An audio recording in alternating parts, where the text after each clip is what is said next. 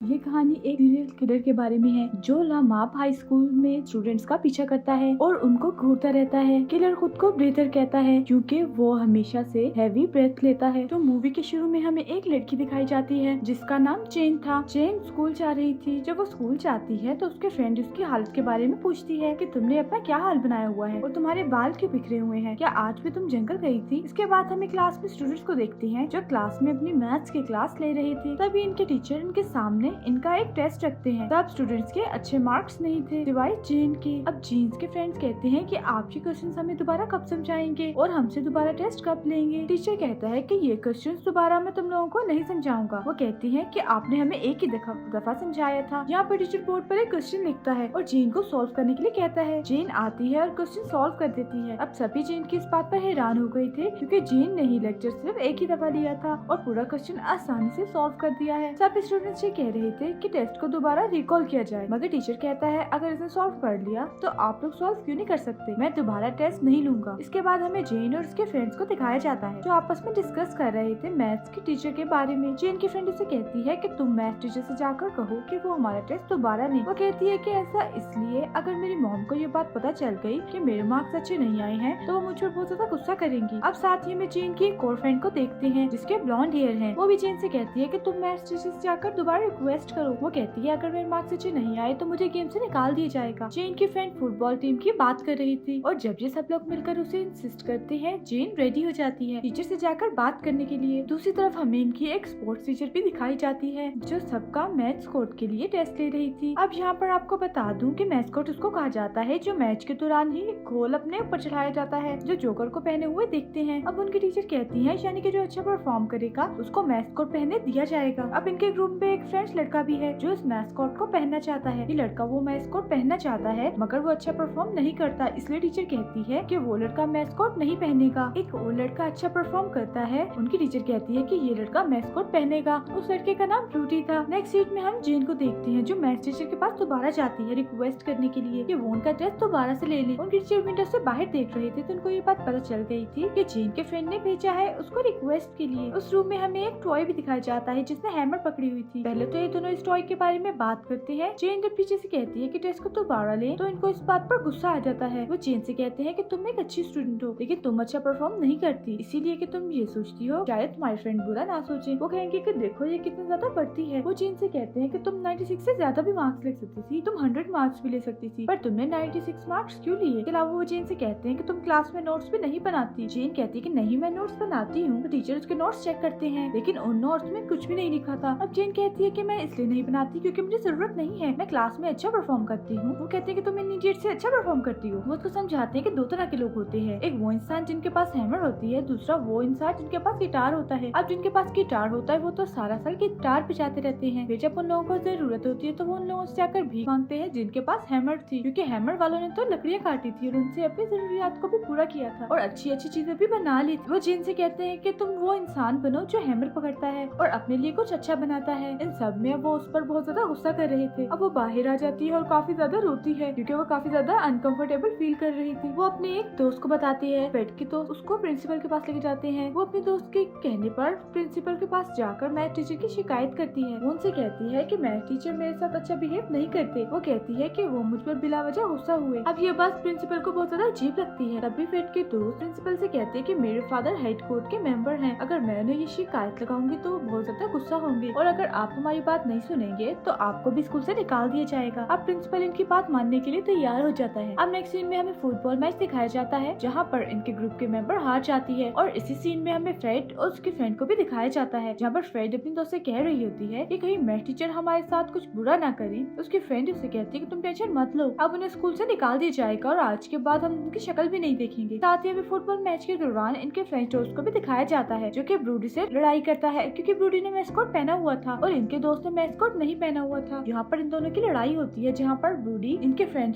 को एक पंच मारता है। नेक्स्ट सीन में हमें दिखाया जाता है कि सब फ्रेंड्स इनके स्पोर्ट्स टीचर के विस्की चुराने की बात कर रहे होते हैं। एक्चुअली में इनकी स्कूल टीचर के पास एक मग होता है और उसमें हमेशा विस्की होती है। यहाँ पर जेन की फ्रेंड इन सबको बताती है कि उसके ऑफिस में एक ड्रॉर है जहाँ पर विस्की की बहुत सारी बॉटल्स पड़ी हैं। अब इनके ग्रुप का एक लड़का जिसका नाम एलिस है वो इनसे कहता है कि इस फ्राइडे नाइट हम स्पोर्ट्स टीचर की सारी विस्की की बॉटल्स चुरा लेंगे, मगर तभी जेन के कर्ली हेयर वाली फ्रेंड कहती है कि कैमरास का क्या। वो उनसे कहती है कि स्कूल की सिक्योरिटी पहले से ज्यादा सख्त हो गई है। तभी जेन कहती है कि कैमरास को हैक कर लिया जाएगा। वो इन सबको बताती है कि मुझे कैमरास को हैक करना आता है। अब नेक्स्ट फ्राइडे ये सभी स्कूल पहुंच जाते हैं विस्की चुराने के लिए, जहाँ पर ड्रॉर ने अच्छी खासी विस्की मिल जाती है। ड्रॉर में टीचर की विस्की मिल जाती है जो कि काफी ज्यादा बड़ी थी। दूसरी तरफ हमें जेन को दिखाया जाता है जो सभी कैमरास को ऑफ कर देती है। इसके बाद ये लोग एक गेम खेलते हैं और पूछते हैं कौन किसको कितने पैसों में मार सकता है। इसमें जब जेन से पूछा जाता है तो वो कहती है कि मैं कभी भी किसी को नहीं मारूंगी, क्योंकि ऐसे सारी जिंदगी मुझे उस बात का गिल्ट रहेगा। अब सभी लोग मिलकर स्कूल में एंजॉय कर ही रहे थे, तभी इनका एक फ्रेंड वॉशरूम जाता है और उसको वॉमिट होती है। तभी हमें वॉशरूम में मैस्कोट पहना हुआ एक आदमी दिखाई देता है जिसने के हाथ में हैमर पकड़ा हुआ था। इस आदमी ने वही कॉस्ट्यूम पहना हुआ था जो उस दिन ब्रूडी ने पहना था। और ये तो हम देख ही चुके हैं कि ब्रूडी और उस फ्रेंच बॉय की लड़ाई हुई थी उस दिन मैच वाले दिन। अब ये सब वहीं पे बातें कर रहे होते हैं। तभी जेन की वो फ्रेंड जिसके ब्लॉन्ड हेयर है, ये लड़की उस फ्रेंच बॉय को पसंद करती है। अब जब वो वॉशरूम आती है तो वो देखती है उस फ्रेंच बॉय की डेथ हो चुकी थी, किसी ने उस लड़के का मर्डर कर दिया था। तभी सभी वॉशरूम आ जाते हैं और उस ब्लॉन्ड हेयर वाली लड़की से पूछते हैं कि तुम क्यों रो रही हो। इसके बाद एलिस भी वॉशरूम जाता है और सबको बताता है कि फ्रेंच बॉय का मर्डर हो चुका है। ये सब बहुत ज्यादा डर गए थे। अब एलिस कहता है कि हमें यहाँ से भाग जाना चाहिए। तभी वो लड़की जिसके ब्लॉन्ड हेयर थे वो एलिस से कहती है कि हम ऐसे इसको छोड़कर नहीं जा सकते, पर एलिस इसको कहता है कि जिसने भी इसको मारा है वो अभी यहीं पर होगा और वो हमें भी मार सकता है, हमारा यहाँ से चले जाना जरूरी है। इसके साथ तो जो होना था वो हो गया। अब ये लोग उसे किसी तरह मनाकर वहाँ से भागने की कोशिश करते हैं। अब ये ब्लॉन्ड हेयर गर्ल सबको बताती है कि मैंने ब्रूडी को यहाँ पर देखा था और उसने वही मैस्कोट पहना हुआ था और उसने फ्रेंच को मारा है। वो बहुत ज्यादा गुस्से में थी और कहती है कि मैं ब्रूडी को मार दूंगी और वो साथ ही विंडो तोड़ने की कोशिश भी कर रही थी। तभी जेन इसको बताती है कि ये विंडो नहीं टूटेगी क्योंकि ये बुलेट प्रूफ है। ये सभी लोग बुरी तरह से स्कूल में फंस चुके थे क्योंकि सभी डोर्स भी बंद हो गए थे और विंडोज भी बुलेट प्रूफ थी। इन्हें कुछ भी समझ नहीं आ रही थी कि अब ये सब लोग यहाँ से बाहर कैसे जाएंगे। लेकिन ब्लॉन्ड हेयर गर्ल इन सबसे कहती है कि जैसे ही ब्रूडी आएगा हम सब उसको मार देंगे, उसे किस ले लेंगे और हम सब स्कूल से बाहर चले जाएंगे। जेन इन सबसे कहती है कि आज फ्राइडे नाइट है, सैटरडे को स्कूल साफ करने वाला आएगा, वो रूम को खोलेगा, तब तक हम वेट करते हैं। मगर कोई भी उसकी आइडिया पर राजी नहीं था। वो सब लोग यहाँ से भागना चाहते थे। जेन के कर्ली बालों वाली फ्रेंड कहती है कि मैं तो किसी से बदला नहीं लूंगी। अगर तुम चाहती हो कि मैं ब्रूडी से बदला लूंगी और उसे मारकर यहाँ से जाऊंगी तो ऐसा नहीं है। मैं तो सिर्फ यहाँ से भागना चाहती हूँ किसी भी तरह से। इसके बाद स्कूल के सभी डोर्स को चेक करते हैं कि क्या पता कोई डोर अनलॉक हो और हम वहाँ से भाग सके। मगर कोई भी डोर अनलॉक नहीं था। सब डोर्स लॉक हो चुके थे, उनकी कीज इनके पास नहीं थी। एलिस इनसे कहता है कि हम बेंच से बाहर जा सकते हैं, मगर ब्लॉन्ड हेयर गर्ल कहती है कि मैं तो ब्रूडी से बदला लेके जाऊंगी, मैं तो उसे मारूंगी। एलिस उसे कहता है क्या पता वो ब्रूडी ना हो, क्या पता वो हमारे स्पोर्ट टीचर हो, क्योंकि एक लड़के ने स्पोर्ट टीचर की डायरी पढ़ी थी और उसमें काफी वेट किस्म की चीजें लिखी हुई थी। वो ब्लैक मैजिक करते हैं, क्या पता वही हमें मरवा रहे हो। फिर किस तरह ब्लॉन्ड हेयर गर्ल को मनाते हैं और वहाँ से भागने की तैयारी करते हैं, पर तभी इन्हें वही आदमी नजर आता है हैमर के साथ जिसने के मैस्कॉट कॉस्ट्यूम पहना हुआ था। अब ये लोग तो उससे भाग रहे थे, मगर वो ब्लॉन्ड हेयर गर्ल उसको मारना चाहती थी। अब वो उसको मारने के लिए जब आगे बढ़ती है तो वो आदमी उस ब्लॉन्ड हेयर गर्ल को भी मार देता है। वहाँ जेन की कर्ली बालों वाली फ्रेंड की टांग भी इंजर्ड हो गई थी। ये लोग उसे पकड़कर एक रूम में ले जाते हैं। ये लोग अपनी तरफ से उस रूम में छुप रहे थे, मगर वो किलर तो वहाँ भी आ गया था। अब जेन और एलिस आपस में बातें कर रहे होते हैं, तभी किलर पीछे से आकर एलिस को भी मार देता है और एलिस भी मर जाता है। एलिस के मरने के बाद जेन बहुत ज्यादा डिसहार्ट हो गई थी। अब जेन अपनी फ्रेंड को लेकर जहाँ से किसी तरह भागती है, उसको सपोर्ट करती है और किसी तरह उसको लाइब्रेरी तक ले जाती है। इसकी फ्रेंड इससे बार बार पूछ रही थी कि एलिस कहाँ पर है, लेकिन ये बार बार रोए जा रही थी। जेन की फ्रेंड ये समझ गई थी कि एलिस की भी डेथ हो गई है। अब उसको गुस्सा आ जाता है। वो जेन से कहती है कि ये सब तुम्हारी वजह से हुआ है, तुम ही मेरे सामने आकर हेल्पलेस बन गई थी कि मैथ्स टीचर मेरे साथ ये कर रहा है। उसको मैथ्स टीचर पर शक हो गया था, उसको लग रहा था कि ये सब मैथ्स टीचर ही कर रहे हैं। जेन इसको कहती कि इसमें मेरी क्या गलती है, मैंने तो तुम्हें मना किया था कि मैं प्रिंसिपल को शिकायत नहीं करनी चाहिए, मगर तुम्ही ने मुझे कहा था कि कंप्लेन करते हैं। जेन की फ्रेंड अब काफी ज्यादा गुस्सा हो गई थी, उसने सारा ब्लेम जेन पर डाल दिया था। साथ ही वो जेन को कहती कि तुम एक बेचारी लड़की हो, पर तुम कभी भी मेरे जैसी नहीं हो सकती। वो उसको कहती है अगर मैं ना होती तो तुम्हारा तो कोई फ्रेंड भी ना होता। उसकी बातों से उसको अंदाजा हो जाता है कि वो उसे जलती है। वो जेन को बार बार धक्का दे रही थी और उसको कहती है कि तुम बेचारी हो। यहाँ पर जेन को गुस्सा आ जाता है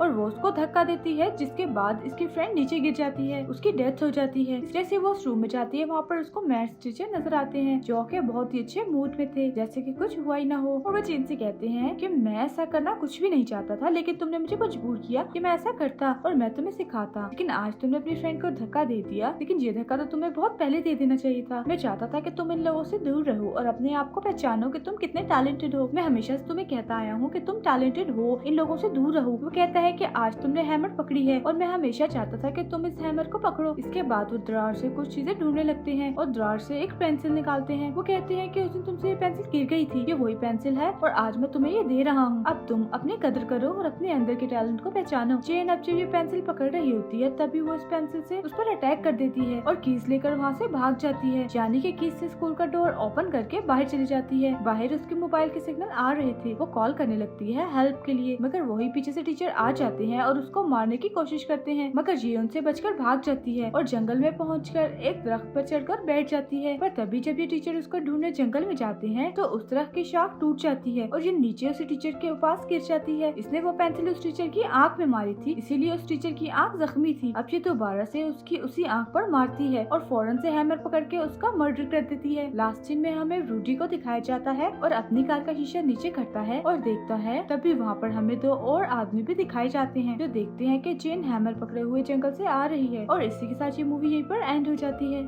thank you for watching. Movie अच्छी लगी हो तो लाइक, शेयर और चैनल को सब्सक्राइब जरूर कीजिएगा।